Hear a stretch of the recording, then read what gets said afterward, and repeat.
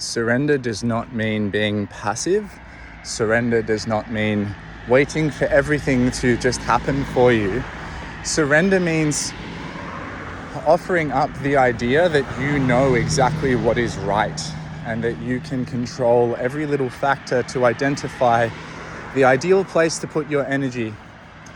It's giving up this idea that if you do everything right, you're going to be rewarded with some wonderful, great life.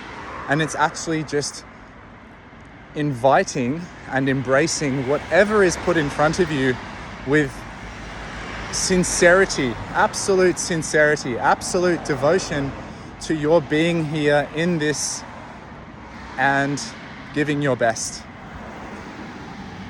Giving your best in the way you listen, observe, sense, orient, and giving your best in the way you release expectation. Giving your best in the way you ungrip everything you think you know so that you can actually make more space or empty that cup to receive more of the essence of what is really happening. So that's surrender. And as you're doing that, obviously you're active. Like that's not a sleepy, drifty process. That's a meditative process. That's a process that involves you exploring directions and accepting things into your life which maybe aren't what you planned. It involves constantly humbling yourself and recognizing that you can make plans, but those plans might not be the best thing for you because they're based on a worldview that is moment by moment becoming out of date with each new adjustment.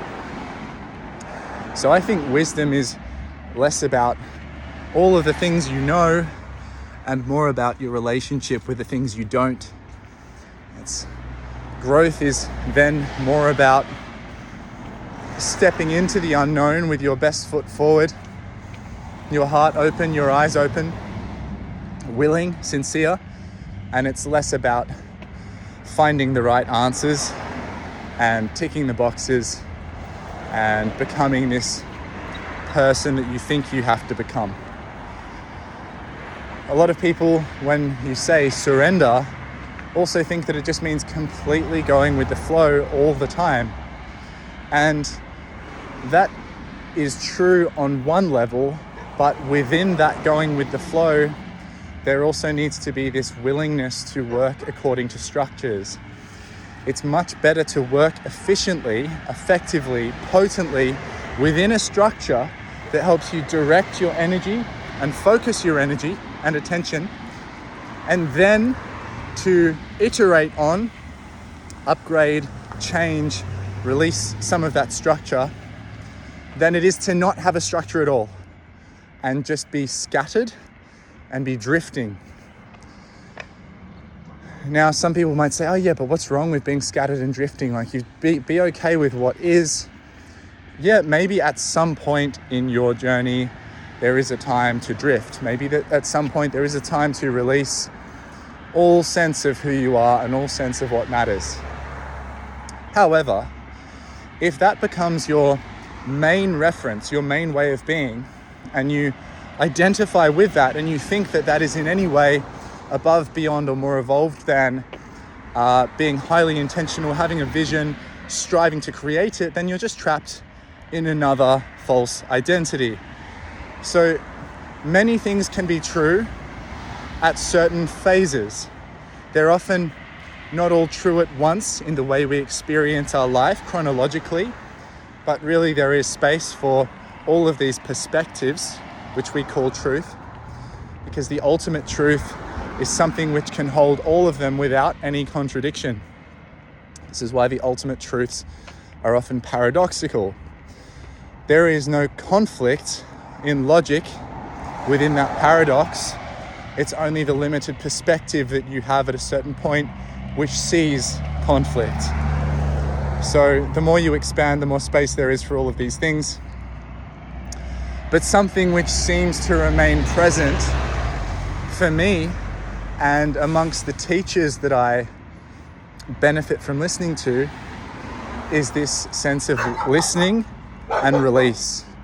So you're listening to, you're sensing, you're receiving, and you're relating with all experience. You're meeting it, and then you're releasing into that space. You're almost dissolving or merging into that space in the same way that you could meditate on a leaf or a flower, and you could then dissolve into whatever that is without needing to label yourself and label that flower. So when we cycle through listening and release, we're cycling through these states where on the one hand there is a sense of separation, there's an awareness of a conceived separation, a self-concept and a concept of other. And then as we actually explore that, the substance of that, those concepts dissolve and there is an essence which becomes more salient, more sort of present. And then you can cycle back through again, because naturally the psyche and the identity wants something to refer to define itself. And so once again, you're back in a relationship, and then you're back in union, and then you're back in a relationship, and then you're back in union. And once you see this cycle flowing and turning over enough times between this state of separation and union, you get this strange sense that maybe that's the point. That you're meant to arrive at a perceived knowing, and then you're meant to unarrive and be in the being without any identifiers. And this is what gives you the sense that time is flowing, and that you can surrender, and that you can fall into life and let go while also being caught by your sensing and your listening and the relationships that you discover. So a beautiful thing. Surrender can be all manner of things, but I think we're best served generally when we have a vision, have a structure, and that vision or structure doesn't have to be an external image that we cling to, but it can come through an image. If that image awakens the heart, awakens love, awakens the life force within us, that's the important part.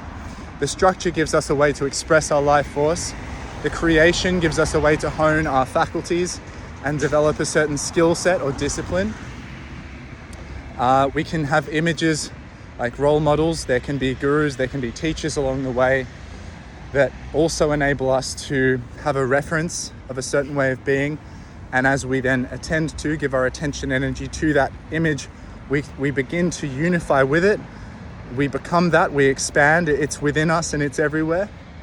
And then again, we separate and continue, but nothing that we've ever experienced is lost. Nothing that has ever been is not currently also there. It's just you're out of view. Chronologically, you're no longer within the view of that in the human identity sense, but behind that and within that, it's all still there. If that doesn't make sense, that's fine. It's not meant to. So that's my chat on surrender today. I would love you to comment whether this resonates with you, if it does deeply resonate with you, and if there's an area where you would like some guidance, where you'd like a reference point to work with for a while, then this is some support that I can offer.